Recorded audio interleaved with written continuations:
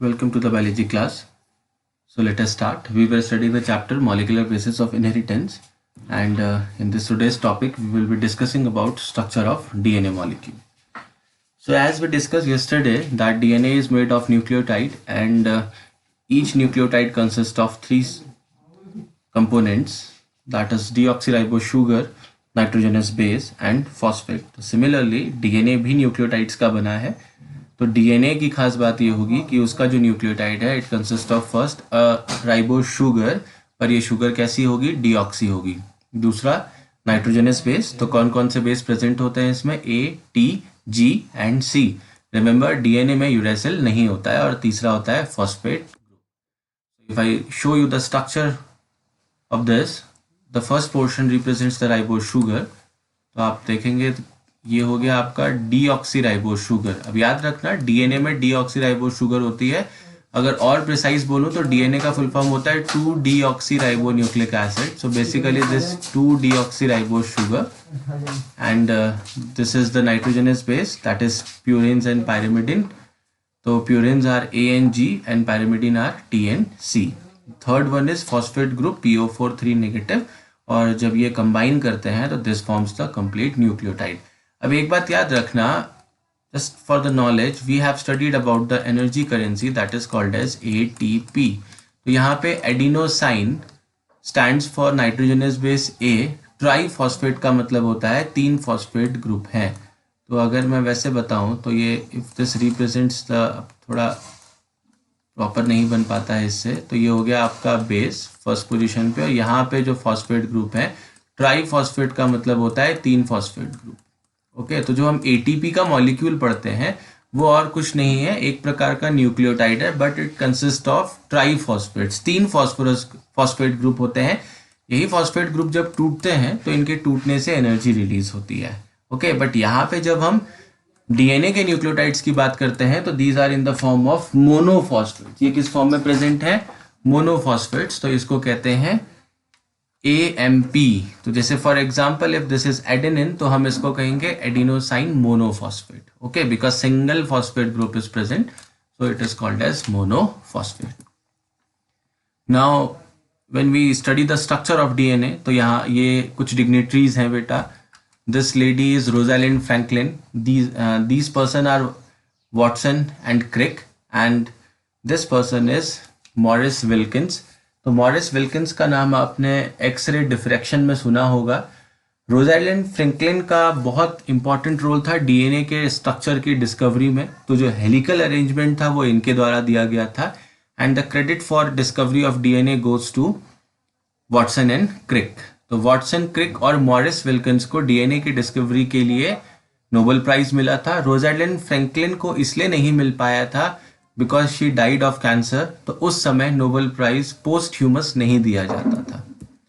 अब आते हैं डीएनए के स्ट्रक्चर के ऊपर. तो this is the structure of DNA. तो जो डीएनए का स्ट्रक्चर होता है बेटा, ये आपको सिंपल फॉर्म में स्ट्रक्चर दे रखा है और ये इसका हेलिकल अरेंजमेंट है. एक्चुअली डीएनए जो है वो हेलिकल फॉर्म में पाया जाता है, ट्विस्टेड होता है. तो सबसे पहली बात, डीएनए 2 न्यूक्लियोटाइड की चेन से मिलके बना होता है और दोनों न्यूक्लियोटाइड्स की चेन हेलिकली अरेंज होती हैं. तो we say that it is double stranded and helical structure. तो double stranded because it consist of 2 chains of nucleotides. If I present you this structure in simple manner, तो ये एक ladder की तरह structure होता है. जैसा आपको ये फर्स्ट वाला स्ट्रक्चर दिख रहा है, this is 1 ladder, 5' to 3', the other is 3' to 5'. तो हमने कल पोलैरिटी की बात पढ़ी थी या प्राइम एंड की बात करी थी. तो यहाँ पे इस 5' का मतलब ये होता है कि इस पोजीशन पे कार्बन का, जो शुगर का 5th कार्बन है वो फ्री है और यहाँ पे शुगर का 3rd कार्बन फ्री है.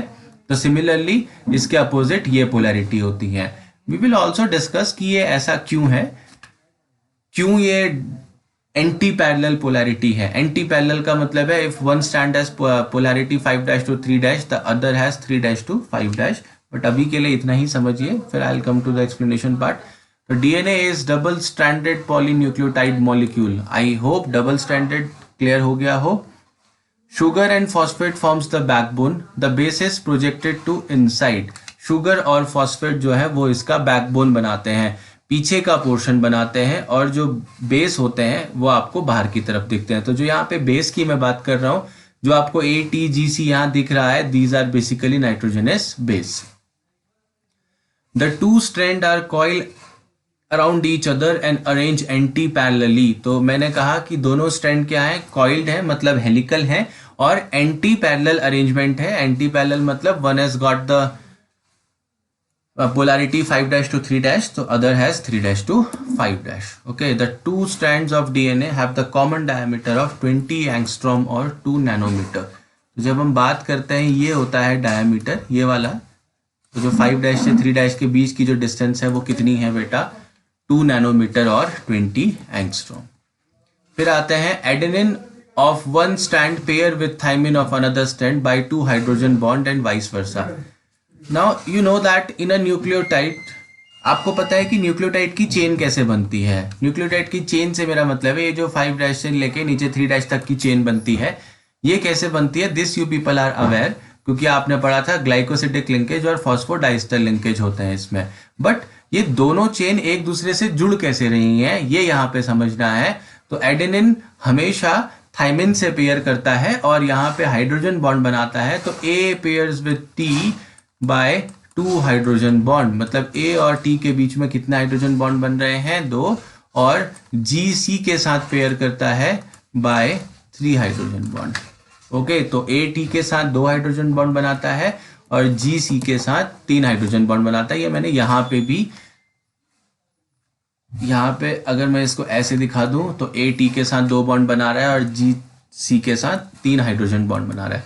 तो याद रखना जो दोनों स्ट्रैंड हैं वो एक दूसरे से हाइड्रोजन बॉन्ड से जुड़े रहते हैं। ओके, तो it is mentioned here adenine of one strand pair with thymine of another by 2 hydrogen bond, और यहाँ लिखा है guanine of one strand pair with cytosine of another strand by 3 hydrogen bond. Okay, because of the complementarity base pairing. अब इसको complementarity base pairing इसलिए कहा जाता है बेटा, याद रखना A हमेशा T से ही बॉन्ड करेगा और G हमेशा C से ही बॉन्ड करेगा।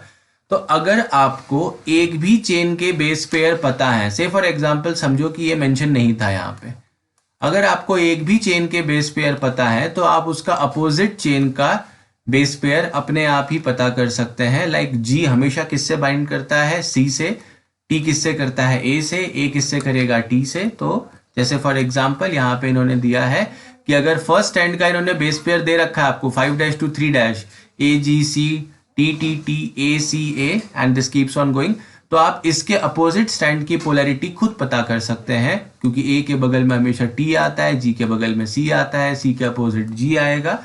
तो you can identify the complementarity base pair. Okay, now these base pairs twisted each other at a distance of 34 angstrom. ये बहुत ही हैवी टर्म तरीके से यहाँ दिखा रखा है। इसको सिंपल बात से कहूं तो इसका मतलब यह है कि दो बेस पेयर के बीच की जो जगह है दैट इज 34 एंगस्ट्रॉम या फिर 0.34 नैनोमीटर। मतलब दो बेस पेयर के बीच में जो जगह होगी, जैसे ये एक बाइंडिंग हो गई, ये दूसरी बाइंडिंग हो गई, इन दोनों के बीच का जो स्पेस होगा that space is basically 0.34 nanometer. तो ये स्पेस होता है 0.34 नैनोमीटर। डीएनए के एक टर्न में, मतलब डीएनए के एक सिंगल मॉलिक्यूल में 10 बेस पेयर्स आते हैं। तो it consist of 10 base pairs. अब यहाँ पे 10 मेंशन तो नहीं है, बट ये याद रखिए कि यहाँ से लेके यहाँ तक एक टर्न है, तो इस टर्न के अंदर 10 बेस पेयर्स आएंगे। तो आपको पता ही है कि दो बेस पेयर्स के बीच में जो डिस्टेंस है वो 0.34 नैनोमीटर है। तो डीएनए का एक जो कंप्लीट टर्न होगा उसकी लेंथ कितनी होगी, 0.34 को 10 से मल्टीप्लाई कर दीजिए तो it will be equals to 3.4 nanometer. याद रखना डीएनए के एक बेस पेयर की जो लेंथ होती है that is 3.4 nanometer and one turn of DNA consists of 10 base pairs and the distance between two successive base pairs is 0.34 nanometer. Okay, now आ गया ये each twist of DNA contain 10 base pairs, the distance between these two base pairs are 3.4 angstrom. Yeah, okay, अब यहाँ पे एक चीज और देखना है, हमें देखना है मेजर ग्रुप और माइनर ग्रुप। तो मेजर ग्रुप का मतलब होता है जब डीएनए ट्विस्ट करते हैं तो ये डीएनए का जो हेलिकल अरेंजमेंट है, तो जो ये वाला ग्रूव आता है जिसमें आपको गैपिंग ज्यादा दिखती है, this is called as major group, और इसके नीचे आपको माइनर ग्रुप दिखता है। अब इसकी डिस्कवरी की एक इंपॉर्टेंट एस्पेक्ट आपको बताता हूं कि वॉटसन और क्रिक ने बहुत पहले ही डीएनए का स्ट्रक्चर समझ गए थे, but they were enable to identify that how the hydrogen bond will be formed between the base pair. तो Watson was visiting Rosalind Franklin lab, और जब वो उनकी लैब में गए तो उन्होंने देखा कि फ्रैंकलिन ने सामने डीएनए का स्ट्रक्चर डेसिफर कर दिया था।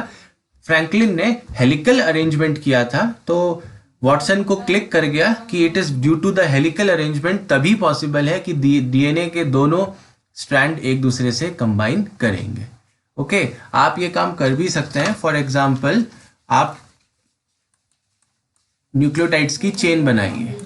This is one nucleotide for example, ये हो गया शुगर, ये हो गया इसका बेस, और यहाँ हो गया फॉस्फेट ग्रुप। ओके, अब आप इससे अगर दूसरा अपोजिट चेन का न्यूक्लियोटाइड पेयर करना चाहते हैं इस बेस के साथ, तो एक ही पॉसिबिलिटी है, ये तभी पॉसिबल होगा जब जो अपोजिट चेन होगी वो एंटी पैरेलल पोलैरिटी की होगी। एंटी पैरेलल का मतलब ये है, अब इसका शुगर कुछ ऐसा होगा बेटा, इन्वर्टेड फॉर्म में दिखेगा आपको इसका शुगर।